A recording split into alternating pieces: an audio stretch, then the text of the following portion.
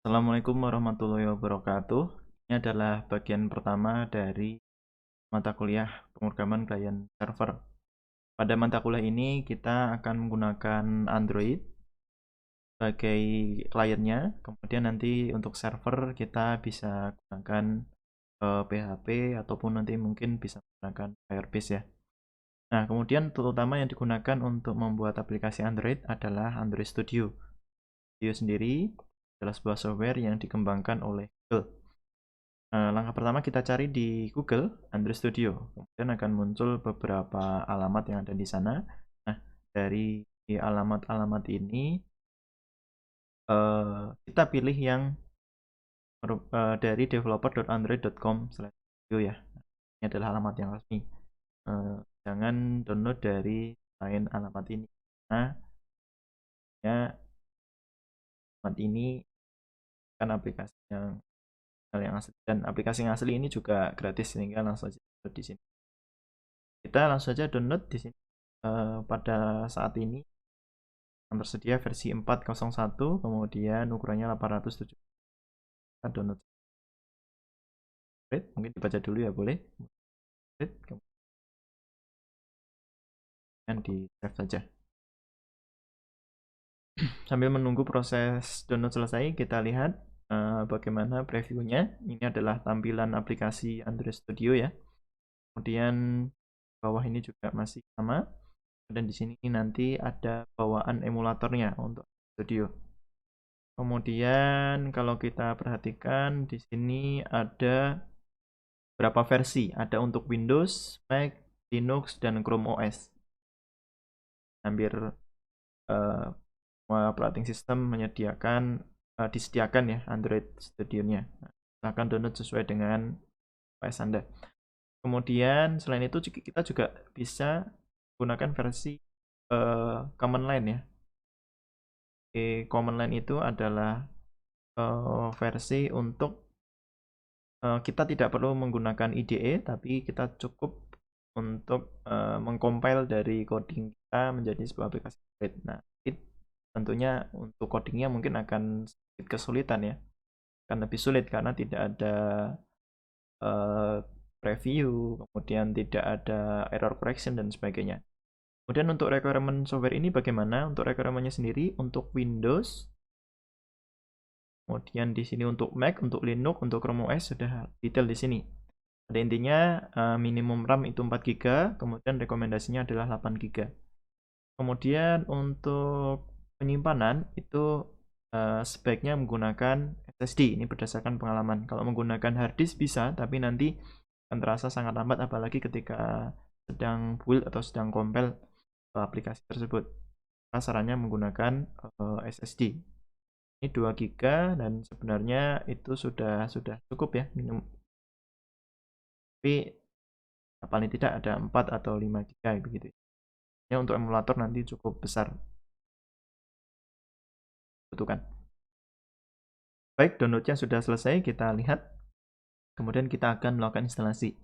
Dibuka saja hasil downloadnya. Dan akan ada proses instalasi di sana. Kita tunggu. Kita klik yes ya. Nah, kemudian muncul seperti ini, kita klik next saja. Kemudian install juga Android Virtual Device-nya. Dan klik next. Kemudian lokasinya kita tentukan juga di mana. Sesuai default-nya. Oke, kemudian klik next dan klik install. Proses install ini juga tergantung dari penyimpanannya. Menggunakan SSD mungkin akan terasa lebih cepat karena dia akan ekstrak file kecil yang jumlahnya cukup banyak ya. Itu biasanya membutuhkan kecepatan tulis di dalam penyimpanannya yang cepat begitu. Oke, kita tunggu sebentar lagi akan selesai proses install. Oke, sudah selesai, kita klik next. Kemudian ini dicentang saja untuk langsung membuka software Android Studio-nya. Finish ya. Nah, ini adalah splash screen ya untuk Android Studio. Oke, kalau sebelumnya kita pernah membuat project Android Studio, maka di sini akan terbuka. Dan untuk pertama kali install mungkin tampilannya akan seperti ini ya. ini. Oke. Bagaimana cara menggunakannya? Kita langsung saja membuat project pertama kita. Start a new Android project. Nah, di sini ada beberapa template yang bisa kita gunakan. Dan no activity, basic activity, kemudian bottom navigation, ini yang menunya di bawah ya, mungkin kasih sekarang banyak yang menggunakan menu di bawah. Kemudian empty, kosong ya, tidak ada activity. Ya ada tapi tampilannya kosong. Kemudian ada full screen, kemudian add mob, kalau aplikasi kita akan ditambahkan iklan di dalamnya untuk penghasilan. Kemudian untuk map juga ada, dan untuk tampilan login juga ada, master detail, navigation, dan seterusnya. Ada banyak opsi di sini. Kita akan gunakan empty activity saja. Dan klik next. Kemudian beri nama aplikasi. Dan kita beri nama project pertama. Di lokasi yang sudah ditentukan. Kemudian untuk package name, ini aturannya adalah beberapa kata dipisahkan dengan titik ya. Ya boleh titik dan huruf saja, tidak boleh menggunakan. Kemudian namanya apa? Package name ini sebenarnya adalah ID dari sebuah aplikasi yang kita bangun. Jadi kalau kita perhatikan di Play Store ya, kita buka di Play Store, kita lihat di aplikasi yang kan contohnya di sini ada WhatsApp Messenger ya. Kalau kita klik WhatsApp Messenger, di sini ada ID-nya, com.whatsapp. Nah, ID ini yang membedakan aplikasi satu dengan yang lainnya. Otomatis semua aplikasi yang ada di Play Store, ID-nya harus berbeda. Nah, ID ini bagaimana cara menyusunnya? Biasanya adalah nama domain, kemudian dibalik. Misalkan whatsapp.com ya, dibalik menjadi com.whatsapp gitu. Nah, kalau kita di Amicom, maka kita buat ID-nya seperti ini, id.ac.amicom.project pertama. Kalau Anda punya domain sendiri, bisa saja ditulis di sini ya, cara dibalik ya, com.pa misalkan. Nah, ini bebas, yang penting satu aplikasi dengan yang lain berbeda, karena nanti ketika diupload, ketika sudah ada ID tersebut, maka nanti tidak bisa ya. Baik. Terus selanjutnya untuk bahasanya ada dua pilihan sebenarnya, Java atau Kotlin. Kita gunakan Kotlin saja karena Google sangat merekomendasikan menggunakan bahasa Kotlin. Kemudian untuk minimum SDK bagaimana? Nah, ini kita pilih yang paling bawah yang tersedia di sini ya. Versi API paling bawah. Pada prinsipnya adalah kalau kita set ini di angka API 29 misalkan, atau API 28 ya misalkan, maka aplikasi Android yang kita bangun ini hanya bisa diinstal di API 28 dan ke atas. Jadi untuk aplikasi yang Jelly Bean, Android yang Jelly Bean misalkan, atau Nougat atau Marshmallow tidak bisa install aplikasi kita karena minimumnya adalah API 28. Nah, untuk mencapai target audiens yang paling banyak, maka kita pakai API minimal, yaitu saat ini adalah API 14. Baik, kemudian ini tidak usah dicentang, kita klik finish saja. Ini adalah project pertama kita. Nah, di saat pertama kali dibuka, project dibuat, maka di sini akan ada Gradle build ya di bawah ini. Dan bahkan nanti akan download beberapa dependency, jadi butuh waktu yang lama ya. Tersedia. Jadi siapkan kuota internet yang cukup, juga siapkan sabaran ya, karena ini butuh waktu yang cukup lama. Tergantung dari koneksi internet dan spesifikasi dari ya. Baik, ini sudah selesai. Intinya apa? Di bawah di sini ada keterangan harusnya. Kita lihat build ya. Nah, di sini build muncul project pertama successful. Nah, ini successful ini berarti sudah selesai build dan bisa dilanjutkan untuk membuat aplikasi Android. Baik, untuk sebelumnya kita lihat dulu bagaimana struktur dari sebuah atau project Android ya. Jadi di sini ada dua folder, app dan Gradle script. App ini adalah tempat dari source code dari aplikasi kita. Kemudian Gradle script ini adalah tools yang digunakan untuk menjadikan dari source code menjadi sebuah aplikasi. Gradle.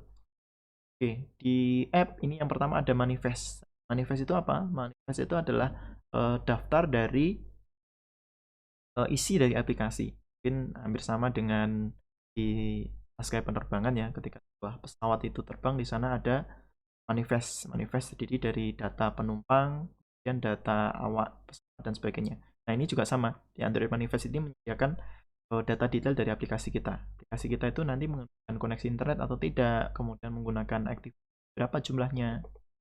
Nah, kalau kita membaca dari manifest ini, di aplikasi yang kita pertama kali buat ini, ada sebuah activity.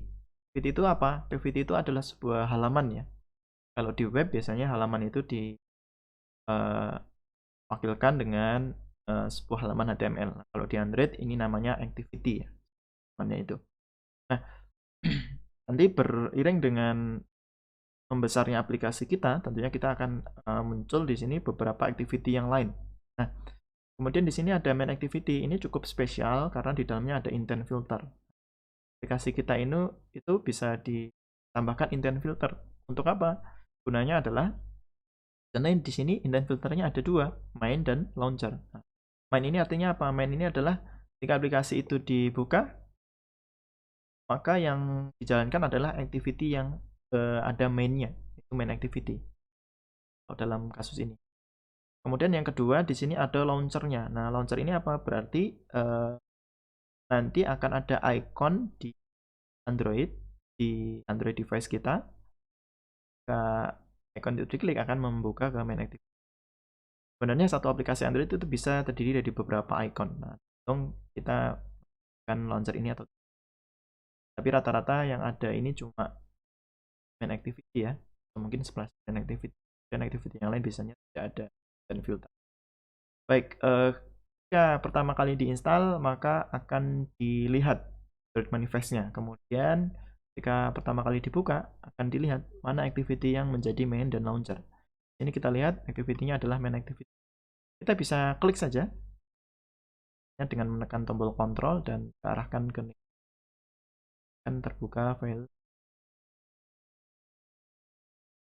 Nah, kemudian selanjutnya di sebelah kiri setelah manifest ada lagi folder namanya Java. Java itu apa?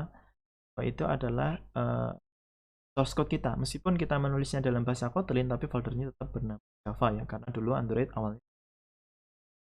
Ini ada 3 folder utama sesuai package kita buat pertama. Kemudian ada Android test, ada test saja. Jadi ketika mengembangkan aplikasi Android itu biasanya nanti codingnya akan banyak di tempat di sini di pack pertama di package utama ya. Kemudian apabila aplikasi kita tambahkan dengan testing dan unit testing misalkan, nanti kita bisa masukkan di coding unit testnya, bisa tambahkan di sama tes ini atau mungkin di Android test ya, tergantung kebutuhan. Baik, kemudian untuk folder selanjutnya apa? Folder selanjutnya adalah res. Res ini tempat mana konten-konten pendukung dari aplikasi itu kita siapkan. Contohnya apa? Di Drivable ini contohnya kita menyimpan gambar ya, mungkin splash screen, background dan sebagainya nanti disimpan di Drawable. Icon-icon juga disimpan di sini. Nah, kemudian untuk layout ini adalah dari halaman Android tersebut. Di situ setiap halaman pasti punya desain. Nah, ini adalah desain dari setiap halaman. Tentunya di sini ada main activity di Java-nya ya. Kemudian di sini ada layoutnya, activity underscore main. Kita lihat, nah ini. Kemudian setelah itu ada folder lagi, namanya adalah mipmap. Apa itu mipmap? Mipmap itu khusus untuk menyimpan icon utama dari aplikasi. Kita bisa ganti juga. Kemudian selanjutnya ada values. Values ini adalah menyimpan beberapa konfigurasi. Pertama ada colors. Colors ini menyimpan warna dari aplikasi yang kita buat, tema utamanya. Dan di sini ada string, teks yang muncul di aplikasi. Kan itu aplikasi kita mendukung beberapa bahasa. Nanti kita bisa konfigurasi. Kemudian style sini menyimpan tema ya. Kalau colors ini menyimpan warnanya, kalau style ini menyimpan temanya. Misalkan mau kita buat full screen, kita buat tidak menggunakan bar dan sebagainya, nanti kita bisa setting. Itu adalah struktur dari source code dari aplikasi Android. Dan di bawah ini ada Gradle script, ada build Gradle, kemudian ada build Gradle juga. Kalau ini untuk projectnya, kalau ini untuk modul app ini. Kita akan banyak berurusan dengan modul app ini. Ini kita lihat minimal JK yang tadi kita sudah tentukan, sebenarnya kita bisa ganti juga di sini. Kemudian targetnya yang kita gunakan, kemudian version code. Aplikasi Android itu mempunyai versi biasanya 1, 2, 3 ya. Ada version name juga. Kemudian di bawah ada dependensi. Nah, ini kita bisa menggunakan dependensi dari Android. Di situ menggunakan misalkan retrofit ya, agar untuk menggunakan API misalkan. Kita bisa tambahkan di sini. Enaknya menggunakan aplikasi Studio, menggunakan Gradle ya. Baik, ini kita close saja dan kita push ke test tadi ya. Kita buka, activity yang pertama adalah main activity. Nah, main activity apa itu? Main activity itu sebuah kelas dalam Kotlin yang dia itu extend terhadap app compat. Compat activity itu adalah activity yang bisa mendukung sampai ke versi bawah tadi ya, sampai versi 14 tadi. Mungkin bisa lebih bawah lagi. Nah, di dalam activity itu ada beberapa fungsi bawaan activity. Salah satunya adalah onCreate. Sebenarnya ada banyak selain onCreate. Kita coba cari di Google ya. Kita coba mencari activity life cycle. Ini ada sangat banyak. Kita lihat salah satu image-nya, gambarnya ya. Ini kita buka gambarnya. Nah, ini misalkan. Baik, Android itu ketika aplikasi pertama kali dibuka, maka dia akan memanggil onCreate. Kemudian onStart, kemudian langsung onResume. Kemudian aplikasi itu baru bisa berjalan. Jadi antara kita menekan tombol ikon aplikasi sampai aplikasi berjalan, itu dia akan melewati manggil 3 ini.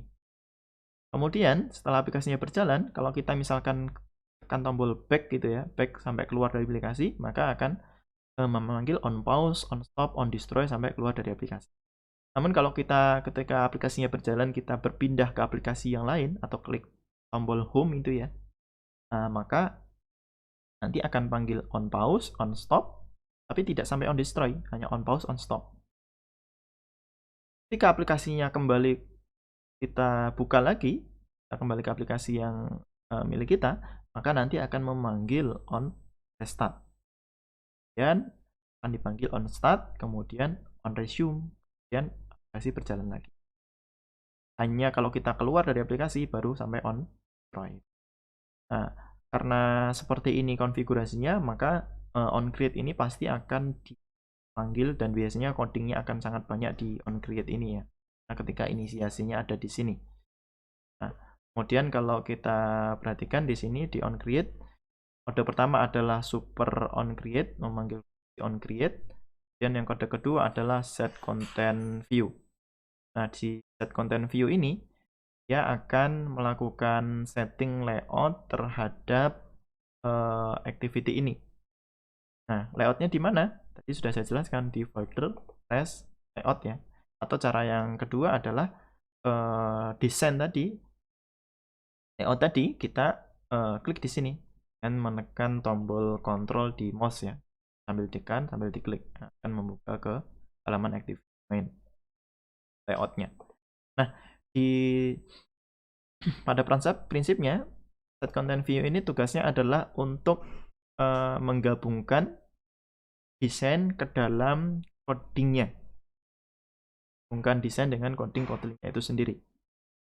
Oke, untuk aplikasi pertama ini kita coba untuk kita edit ya codingnya.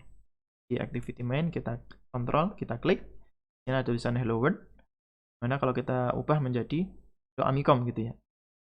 Kita bisa lihat di kodenya ada hello world ya, teksnya kita bisa ubah menjadi itu Amicom misalnya. Kemudian kita mau ubah juga di bagian values gitu. Kita ubah di color-nya, warna aplikasinya ya. Sebelum itu kita akan mencoba untuk merunning aplikasi ini. Nah, caranya untuk merunning gimana?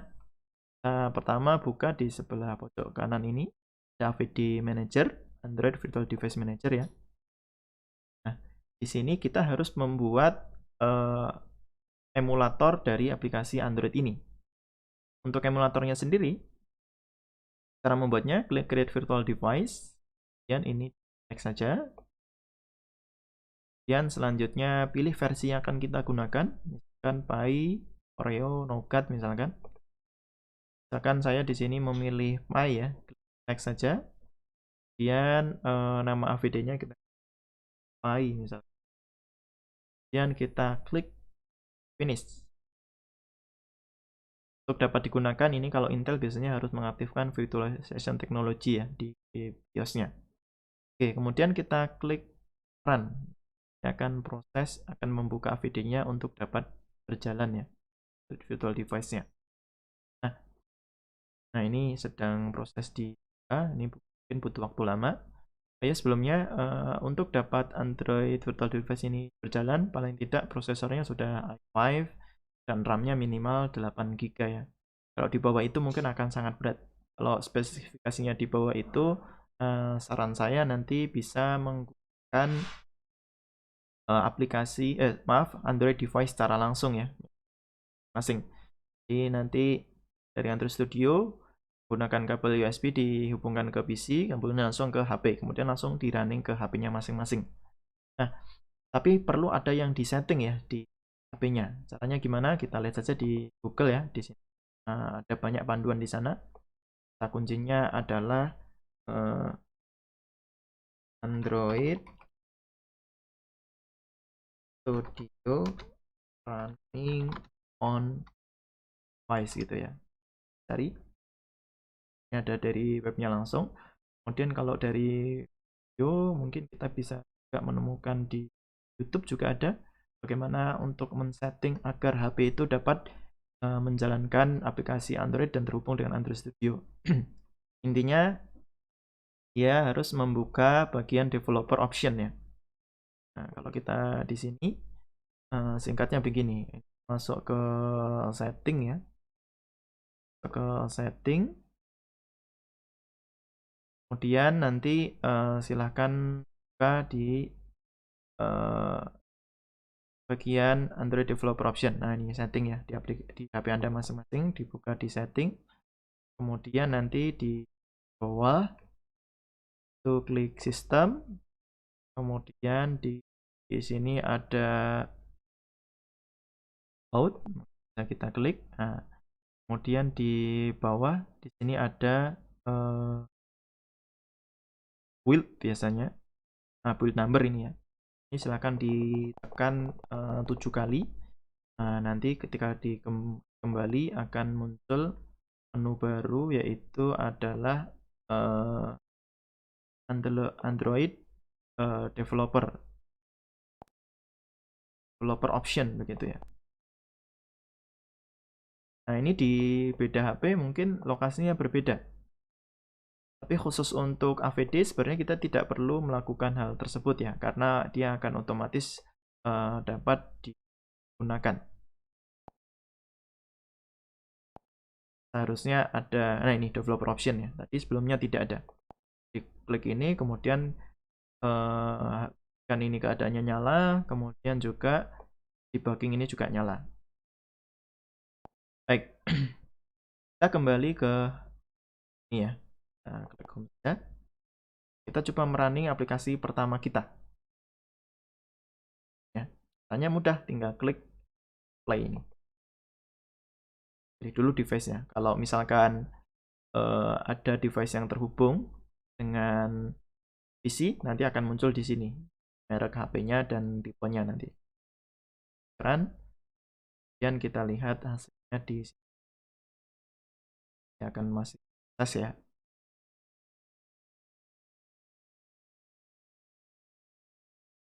Nah, ini proses runningnya juga membutuhkan waktu lama. sudah saya sebutkan tergantung dari spesifikasi dari PC atau laptopnya.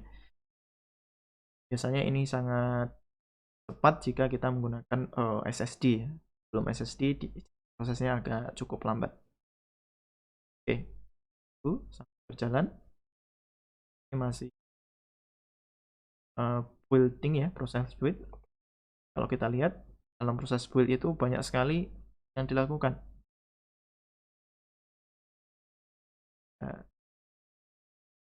Puluhan mungkin ya, puluhan hal yang dilakukan. Inilah yang biasanya agak lama.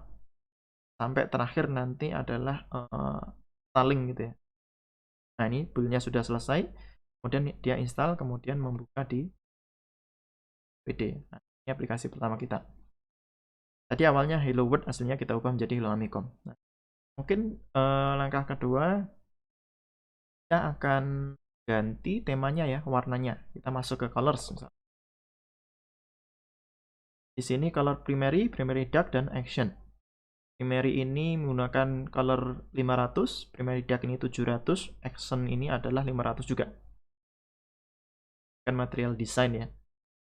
Ini kita ganti color primanya menjadi orange misalkan. Material 500. Kemudian primary dark-nya kita ganti menjadi orange juga, tapi harus material 700. Nah, kemudian untuk accent-nya, ini misalkan kita ganti hijau, tapi ini harus material 500 juga. Contohnya seperti itu, misalkan hijau. Oke. Nah, setelah itu coba kita running kembali. Kita lihat di emulatornya, seperti apa hasilnya ya. Nah, kita lihat di proses install. Nah, nanti akan berubah menjadi oranye ya, tema dari aplikasi kita ini, warnanya. Kemudian contoh lain mungkin kita mau ganti ikonnya. Nah, ini klik home saja. Kemudian kita lihat ya, ikon aplikasi kita ini secara default seperti ini. Ikon defaultnya. Kita bisa ganti. Caranya di map map, klik kanan, new, dan pilih image asset. Nah, dan di sini launcher ya, kita ganti launchernya. Kita bisa dari image, Anda bisa mencari gambar desain sebelumnya, atau dari clip art yang sudah disediakan dari Android. Misalkan clip art, saya pilih gambarnya karena ini project pertama ya. Kan di sini kita mencari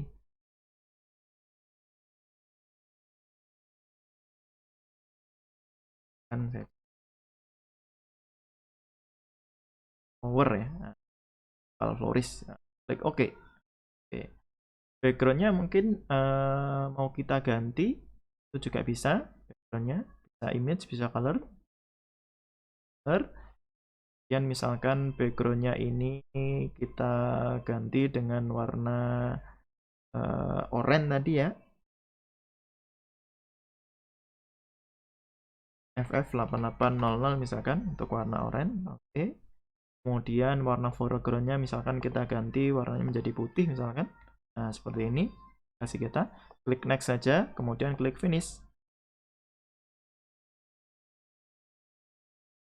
Nah, kita lihat seperti apa. Nah, seperti ini. Oke, sekarang kita coba kita running kembali aplikasi kita. Nah, hasilnya seperti apa? Harusnya ini berubah di build running ya. Setelah ini install, kemudian di launching, dan sudah berjalan. Hello Amicom. Oke, dan ikonnya sudah berubah. Baik, demikian untuk pertemuan pertama. Kita lanjutkan nanti di bagian kedua dan seterusnya. Tetap semangat untuk belajar. Assalamualaikum warahmatullahi wabarakatuh.